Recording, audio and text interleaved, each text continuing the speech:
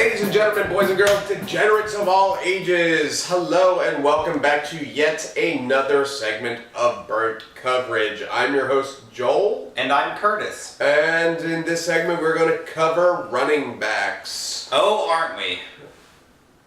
Oh, we are. Oh, well, yeah, I'll make up something real quick for you. All right. Witty banter. I've got a running back that I think that you should probably play this week. And yes, I know, I am the running back guru. So just put down whatever else you're doing. Self-proclaimed. We have a lot of self-proclaimed people on this couch. No, some of us back it up. Well, alright. I'm going to go out on a limb here. For you, my followers, the Cartesians, as we like to call you, on this side of the couch. And I'm going to go with a former Patriot, Shane Vereen, playing his old team, the New England Patriots. Shane Vereen is the only running back worth playing in any league that plays also for the New York Giants. He has been averaging at least 5 catches a game. And as we know, the New York Giants are going to be down in this game. I think you and I will both agree that the Patriots are going to be going crazy against the Giants. Let me just throw this out here. The Patriots and Tom Brady want to beat the Giants probably more than any other team in the league at this point. Absolutely. They haven't beaten the Giants in 6 years, I think, 2009. Yep. So certainly on their schedule, and of course, as you well know, unless you started watching football yesterday, they beat them in 2 Super Bowls. So that's 2 rings that Brady does not have. So back to Vereen. Vereen was on successful Patriots teams. If you're on a Patriots team, you're probably successful. And now he's on a Giants team where he's really the only running back threat. We haven't seen a lot out of anyone else. The committee has had moments, but we have guys like Darkwa getting plays now. Orleans. Yeah, Orleans, Darkwa. And Rashad Jennings had his chance and didn't do much with it. And then the rookie from last year, Williams. Yeah, Andre Williams. And Andre Williams is a red zone threat. But the problem is here, and this is the big thing about this game, is that they're playing the Patriots. The Patriots are going to be way up. Brady's going to be, Manning's going to be throwing a ton, and he's going to be dumping it off. We've seen it with Rivers to Woodhead. This is the new league, and the new league involves this sort of pass catching back. And who else to do it besides a guy who's playing against his old team? Vereen's had touchdowns in his last 2 games, and he's actually had 4 touchdowns on the year. All of them have been receiving. So I think Vereen, for his prices of $4,300 DraftKings, $5,800 FanDuel, is a pretty good price. And you have to remember, too, that Belichick loves to cut you off at the knees and stop your best player. And obviously, we all know who the New York Giants' best player is, Larry Donnell. No. It's Odell Beckham. And so I see a lot of double coverages on Beckham, maybe even triple coverages, just to make Manning force it to somebody else, and that'll probably end up being Vereen. Yeah. I mean, I know, like, Belichick is very good at cutting off your best weapon, but you're gonna, like, is Patrick Chung double teaming ODB? Is that really gonna stop him? I don't know. Like, I'm not willing to pay the price for ODB this week just because of Bill Belichick's record in stopping the top offensive option for opposing teams. But Vereen is, the popular phrase is boom or bust, but he's like bust or like okay. Like, there's no boom with Shane Vereen for me. And there really never has been. Like, even when he was on the Patriots, he was the pass catching third down back, and that was very, very hit or miss as well.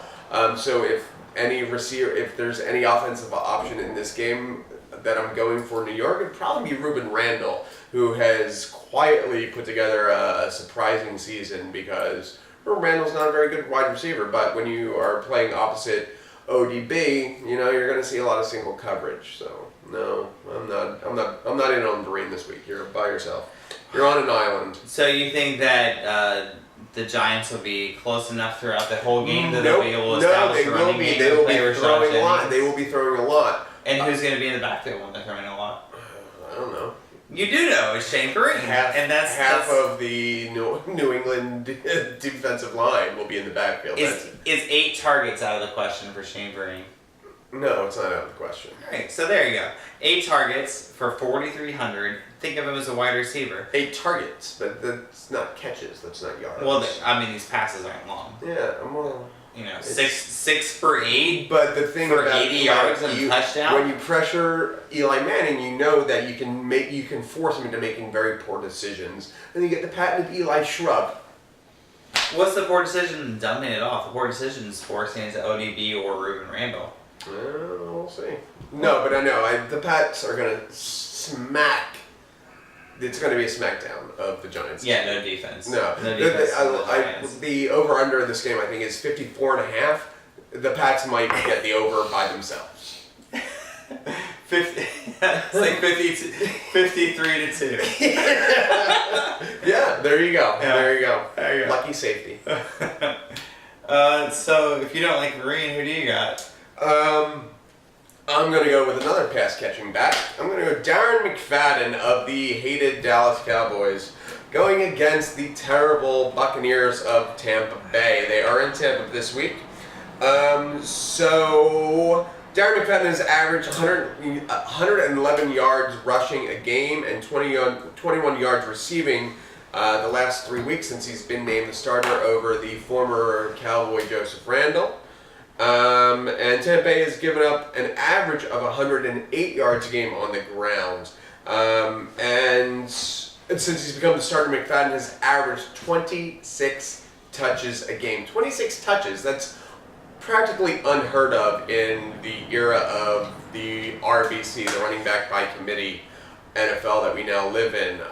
And price is going for $7,000 on FanDuel, $4,900 on DraftKings.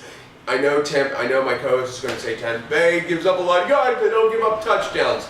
Well, yeah, but you know what that Darren McFadden can do? He can catch passes out of the backfield. Last week he didn't have to. He was very successful on the ground, but the week before he caught 8 passes, and that is, I believe, what Dallas is going to have to revert to keep ahead in this game.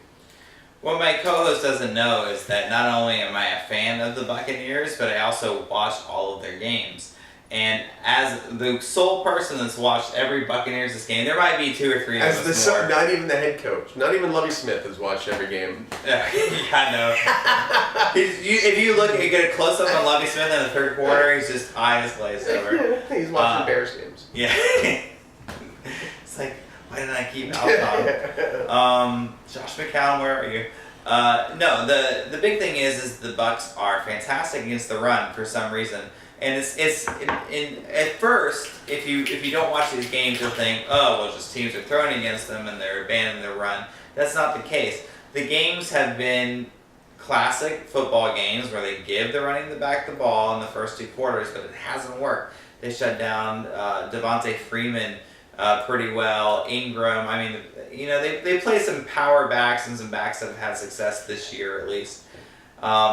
So I don't feel too strongly about this. However, I do like his price, and I do like the amount of carries he's given. And 26 touches. Even if he gets 20 touches for that price, he's probably going to be worth it because he's been quality.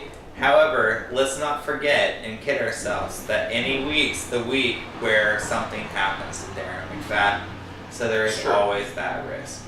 But in a year where it seems like everybody's been injured, it's not as bad a risk as it used to be. Exactly. He, one of the most injured player in the NFL, is now the healthiest running back in the NFL. So, yeah. Nope, McFadden this week. Wow, we're swinging high. Let me give an honorable shout out to some high end running backs, Gurley and Peterson. We love to give you the lower end guys that we think are going to do well, but all that's assuming that you have a few high end guys in mind. For my money, Gurley and Peterson this week are both good plays. They both have good matchups. They're going to get a ton of touches. Todd Gurley's the best running back in the NFL. Yeah, and how are we going to each week just be like, Gurley? Exactly. We did it for 4 weeks. or 5 weeks. And we were right every week. We were right. But we're going to try to mix it up a little bit. It doesn't mean we don't like these guys, but we want to give you some low-end guys. Speaking of low ends, and speaking of the Bucks, one of my favorite ex-Bucks still in the league. Vinny Testaverde's not in the league, right? No, he's not. Just out of the league. He's still in game shape though, so yeah, someone might call. My favorite ex-Buck, not suspended for gouging somebody in the eye, is my running back this week, and that is LeGarrette Blount. Ooh. LeGarrette Blount for 4,900 in DraftKings and 6,900 in FanDuel is playing that same New York Giants defense that Joel and I are so high about. As we said, Brady's on a mission. And how does that work out for Blount? Because Brady's on a mission means by halftime, the game's over. And that means it's Blount time. That would be any other week. But this week, not only is that going to be the case, but there is no Deion Lewis out for the year. We also have James White, the much heralded preseason player who's never really worked out, stepping in. Guess what? He's never really worked out. So I wouldn't worry about that too much. And there's no situation that I can see where the Giants are going to be up in this game. It would take a shocking turn of events. I mean, just watching enough football games and I've seen that happen, but I don't see it happening this week. So, Blount, your power back. I see 20 carries, and certainly the goal line carries are going to pay off his low price, 4,900, 6,900. Absolutely no. I mean, we both agreed LeGarrette Blount is a great play this week. And we both agree that the only time that New York will be in this game is the coin toss, because it's all over after that. And LeGarrette Blount it's not only garbage time when they are up. Like, once Lewis went down last week, and they were still up, and they kept giving him the rock even in a competitive game. So no, strong value play. I think he's going to be a high percentage play as well. And just from a viewership standpoint, I love playing guys I like to watch too.